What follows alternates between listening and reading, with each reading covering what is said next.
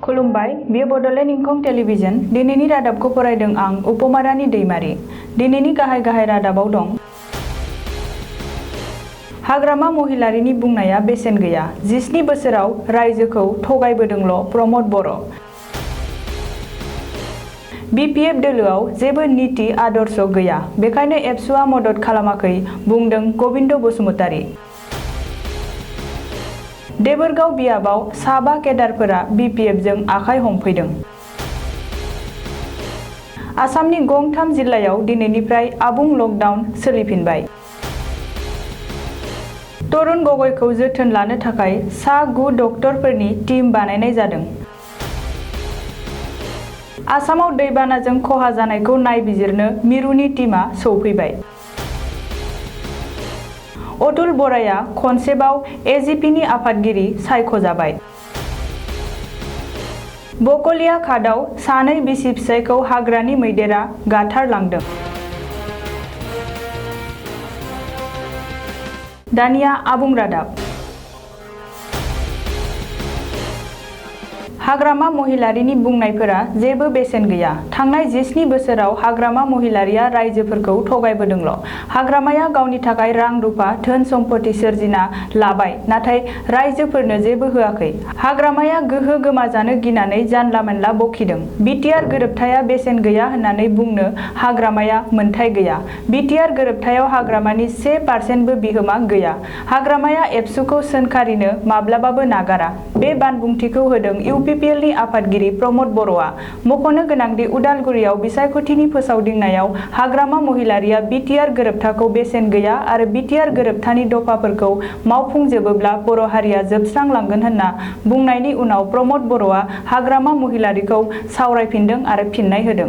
बबेखानि बे समाव बिटिसि बिसायख'थिखौ लानानै गासैबो राजखान्थि पार्टी आरो दैदेनगिरिफोराबो सासेया सासेखौ मुं सुनाय आरो सोंखारिलायनाया गोख्रोंनिफ्राय गोख्रोंसिन जाबोनायखौ नुनो मोनगासिनो दं। हाग्रामा महिलारि दैदेननाय BPF दोलोआव जेबो नीति आरो आदर्श गैया, बेनिखायनो एबसुआ BPFखौ मदद खालामबोआखै। बे बानबुंथिखौ होदों बारग' NDF-BPनि आफादगिरि आरो 38 नं भैरबकुन्द बियाबनि इउपिपिएल दोलोनि बिजाथि गबिन्द बसुमतारीआ। बबेखानि बिटिसिआव हाग्रामा महिलारि दैदेननाय BPFआ 17 बोसोर खुंथाय गोहोआव थानायनि उनावबो नांगौबादि जौथायारि खामानि मावनो हाबोआखै।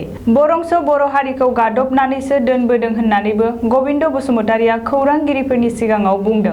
इउपिपिएल दोलोनि फोसावदिंनाय आरो दोलोआव गोदान सोद्रोमाफोरखौ बरायनाय हाबाफारियाव बाहागो लानानै गबिन्द बसुमतारीआ बुंबावदों दि हारि जौगाथायनि खामानि मावनो थांखि लानाय राजखान्थि दोलोखौसो एबसुआ मदद होबोदों।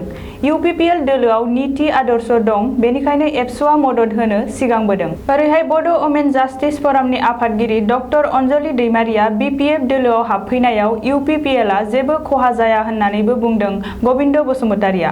गबिन्द बसुमतारीआ बुंबावदों दि अनजालि दैमारिया NDF-Bनि सोमावसारनायाव जेबो बिहोमा गैया। बियो सासे NDF-Bनि गायसनगिरि आफादगिरि रन्जन दैमारिनिसो बिनानाव। बबेखानि अनजलि दैमारिया थांनाय 2010 मायथाइनिफ्रायनो BPF दोलोजों लोगोसे सायाबादि थानानै खामानि मावबोखादोंमोन। क'क्राझार जिल्लानि 10 नं देबोरगाव बियाबनि बेन्दोंआव थानाय जायगानि BPF प्राइमारि मावख'नि नब्लाङाव बुधबारखालि बेलासि 3 रिंगायाव गोदान सोद्रोमाफोर बानायनाय आरो बिसायख'थि फोसावदिं मेल खुङो। बे मेलाव देबोरगाव ब्लक BPFनि लेङाइ आफादगिरि गिलबार्ट बरगयारी आरो बारग' NDF-B रन्जन दैमारि हान्जानि सोद्रोमा आरो BPCPI काजोलगावनि बारग' आफादगिरि M बरगयारीजों लोगोसे BPF मावसोमाफोरा नुजाथियो। बे हाबाफारिनि गेजेरजोंनो बारग' NDF-B धीरेन आरो रन्जन दैमारि हान्जानि साबा केडारफोरा हाग्रामा महिलारिखौ देरहासार खालामनो थाखाय BPFआव आखाइ हमफैयो। बे हाबाफारियावनो गिलबार्ट बरगयारीआ गिबियावनो डक्टर अनजालि दैमारिया BPFआव आखाइ हमफैनायखौ गोजोनै बरायबाय होननानै बुंथियो आरो बेबादि सासे गोरों सुबुङा BPF दोलोआव हाबफैनायाव खौसेयै जौगासारनायनि गोबां खामानि मावनो हागोन होननानै बुंथियो। बबेखानि BPFखौ देरहासार खालामनो दिनैनि दिनाव NDF-Bल' नङा, रायजो राजाफोरजों लोगोसे गुबुन गुबुन हारिनि दल संगठन आरो बर' समाजनि गासैबो दल संगठनफोरा हेफाजाब होबाय होननानै बुंथियो आरो BPF राजखान्थि हान्जाया 25 निफ्राय 30 मासि मोननानै देरहासार जागोन होननानैबो बुंथियो। आथिखालनि कर'ना भाइरासनि सन्देरनाय आरो थासारिखौ नोजोर होनानै आसामनि गंथाम जिल्लायाव दिनैनिफ्राय आबुं लकडाउन सोलिफिनबाय। गोदानै आबुं लकडाउन फोसावजानाय जिल्लाफोरा जादों काछार, करिमगन्ज आरो हाइलाकान्दि। मख'नो गोनांदि बे गंथाम जिल्लायाव दिनैनिफ्राय फैगौ 4 सेप्तेम्बर खालारसिम कर'ना भाइरासनि आबुं लकडाउनआ सोलिगोन। रिपर्टनि बायदिब्ला काछार, करिमगन्ज आरो हाइलाकान्दि बे गंथाम जिल्लायाव 3,000निबो बांसिन सुबुङा कर'ना भाइरासजों गाग्लोबजाबाय आरो सा 30निबो बांसिन सुबुङा जिउ गोमाबाय। बे लकडाउननि गाइडलाइनआ जादों जायखिजाया हाथाइसालियानो बन्द थागोन। अरायथा नङै गामिनि गलाफोरा फुंनि 8 रिंगानिफ्राय बेलासिनि 4 रिंगासिम खुलिनो हागोन। गोनांथार मुवाफोरनि थाखाय मोननो हानाय राहा थागोन। गासैबो रोखोमनि कनस्ट्राक्सन, आबाद आरो साहा बागाननि खामानिखौ मावनो हागोन। कर'ना भाइरासनि नेम खान्थिखौ मानिनानै बेंक आरो पस्ट अफिसफोरा खुलिनो हागोन। गोनांथार जाहोन गैयाब्ला गारि लाना रावबो ओंखारनो मोननाय नङा। जायखिजाया आनजादनि थाखाय साखाफारा जानाय खामानियाव उदाङै मावनो हागोन। आसामनि आगु गिबि मन्थ्रि तरुण गगैनि देहायाव कर'ना पजिटिभ मोननायनि उनाव बिथांखौ जोथोन लानो थाखाय सा9 डक्टरफोरनि मोनसे टीम बानायनानै होदों आसाम सोरखारा। सावस्रि मन्थ्रि डक्टर हिमन्त बिश्व शर्मानि बिथोनाव तरुण गगैखौ जोथोन लानो थाखाय GMCHनि प्रफेसार आरो पुलमनारि मेडिकेल डिपार्टमेन्टनि HOD डक्टर जगेश शर्मानि दैदेननायाव डक्टरफोरनि स्पेसियेल टीमखौ बानायनाय जादों। मख'नो गोनांदि आसामाव लान्थ्रियै थामथि खेबनि थाखाय गिबि मन्थ्रि जानो हानाय 85 बोसोर बैसोनि तरुण गगैनि देहायाव बुधबारखालि कभिड-19 पजिटिभ मोननो हादों। बेनि उनावनो आगु गिबि मन्थ्रि तरुण गगैखौ GMCHआव थिसननाय जायो। बेजों लोगोसेनो गगैनि बैसो आरो देहायारि हालोदखौ नोजोर होनानै GMCHनिनो मोनसे गोदान पेइं केबिनआव शिफ्ट खालामनाय जायो आरो कर'ना ट्रिटमेन्ट होयो।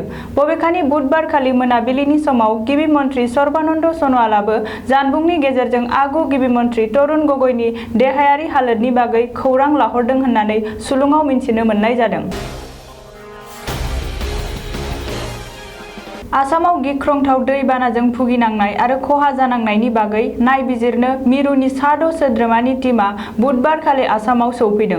मिथिनो मोननाय बादिब्ला मिरुजों दैथायहरनायाव सा6 सोद्रोमाफोरनि टीमआ आसामाव सा3 थानानै आसामनि गुबुन गुबुन जिल्लायाव दावबायहैगोन आरो दैबानानि थासारि आरो खहा जालांनायनि बागै खौरां लानायजों लोगोसे नायबिजिरगोन। बबेखानि नायबिजिरखांनायनि उनाव मिरुनिफ्राय फैनाय टीमआ आसामनि रेवेनिउ बिफान आरो डिजेस्टार मेनेजमेन्ट अथ'रिटिनि गोजौ थाखोनि मावख'गिरिफोरजों जथुमनानै सावरायगोन। मख'नो गोनांदि आसामाव देग्लायनि दैबानाजों खहा जानायनि बागै आसाम सोरखारा मिरुनो सिगाङावनो रिपर्ट हरदों आरो खहा सुफुंनायनि थाखाय मिरुनिफ्राय राङारि मदद बिहरदों। आसाम सोरखारनि बे रिपर्ट दैथायहरनायनि उनावनो जाथायनि बागै नायबिजिरनो थाखाय मिरु सोरखारा सा6 सोद्रोमानि टीमखौ आसामाव दैथायहरदों।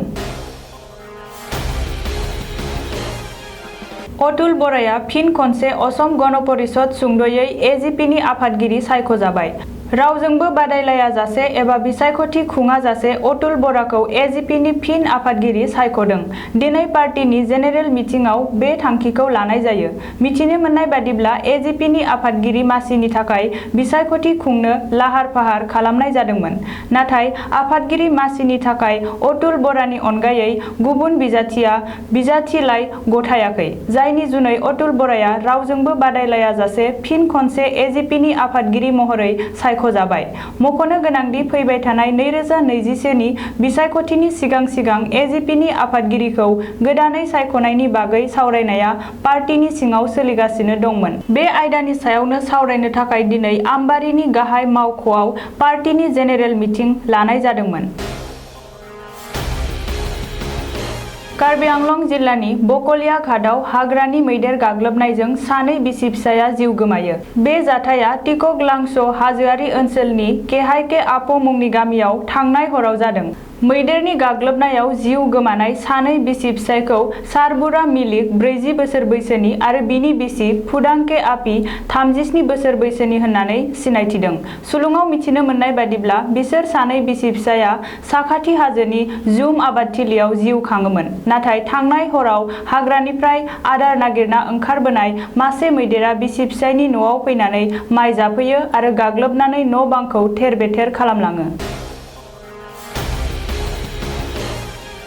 दानिया बोथोरनि खौरां गाबोन शुक्रबार खालिनि बड'लेण्डनि बोथोर भारतनि बोथोर बिगियानख'नि सुलुं बायदियै गाबोन शुक्रबार 28 आगस्ट खालि बड'लेण्ड हालामनि अख्राङाव दोमैलुनायजों लोगोसे सान्दुं दुंनायनि इसारा दं। बड'लेण्डनि आवथायाव थानाय मोनब्रै जिल्लानि बोथोरनि गाबोननि सुलुंफोरा जाबाय फारियै क'क्राझार जिल्ला गाबोन क'क्राझार जिल्लायाव बोथोरा 33 डिग्री सेल्सियास जागोन। फुंबिलि समाव अखा दोमैनाय, अखा हानाय आरो सान्दुं दुंनायनिबो इसारा दं।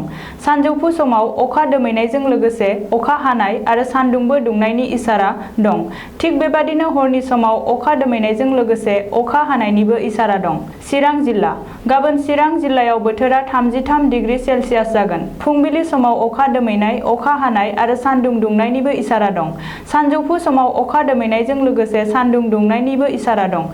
थिग बेबादिनो हरनि समावबो अखा दोमैनायजों लोगोसे एसे बिबांनि अखा हानायनिबो इसारा दं। बाक्सा जिल्ला गाबोन बाक्सा जिल्लायाव बोथोरा 34 डिग्री सेल्सियास जागोन। फुंबिलि समाव अखा दोमैनाय, अखा हानाय आरो सान्दुं दुंनायनिबो इसारा दं। सानजौफु समाव एसे अखा दोमैनाय आरो सान्दुं दुंनायनिबो इसारा दं। थिग बेबादिनो हरनि समाव अखा दोमैनायजों लोगोसे एसे बिबांनि अखा हानायनि इसारा दं। उदालगुरि जिल्ला गाबोन उदालगुरि जिल्लायाव बोथोरा 34 डिग्री सेल्सियास जागोन। फुंबिलि समाव अखा दोमैनाय, अखा हानाय आरो सान्दुं दुंनायनिबो इसारा दं। सानजौफु समाव अखा दोमैनायजों लोगोसे सान्दुंबो दुंनायनि इसारा दं। थिग बेबादिनो हरनि समावबो अखा दोमैनायजों लोगोसे एसे बिबांनि अखा हानायनिबो इसारा दं।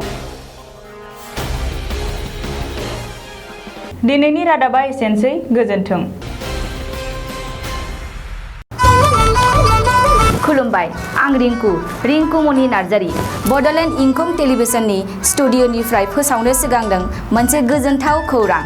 बड'लेण्ड इंखं टेलिभिजनआ बानजायनो लादों अल इन्डिया लेभेलनि मोसानाय बादायलायनाय बड'लेण्ड डान्स मास्टार सिजन 1।